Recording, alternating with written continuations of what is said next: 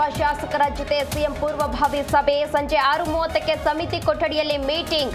NCP TSP ಹಣ ಗ್ಯಾರಂಟಿಗೆ ಬಳಸದಂತೆ ಒತ್ತಾಯ.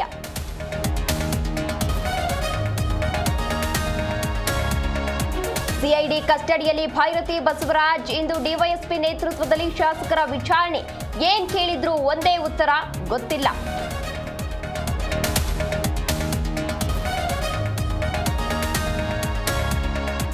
ಜೈಲಿನಲ್ಲೇ ನಟ ದರ್ಶನ್ಗೆ 49ನೇ ಹುಟ್ಟುಹಬ್ಬ. ಹಳೆ ಫೋಟೋ ಪೋಸ್ಟ್ ಮಾಡಿದ ವಿಜಯಲಕ್ಷ್ಮಿ.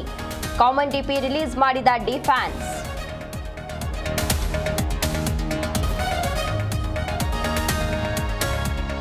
ಕೆನಡಾದಲ್ಲಿ ಕನ್ನಡಿಗ ವಿದ್ಯಾರ್ಥಿ ಸಾವು. ಹುಟ್ಟೂರಿಗೆ ಆಗಮಿಸಿದ ಚಂದನ್ ಮೃತದೇಹ. ಮಧ್ಯಾಹ್ನ ಆರ್ಯವೈಶ್ಯ ಸಂಪ್ರದಾಯದಂತೆ ವಿಧಿವಿಧಾನ.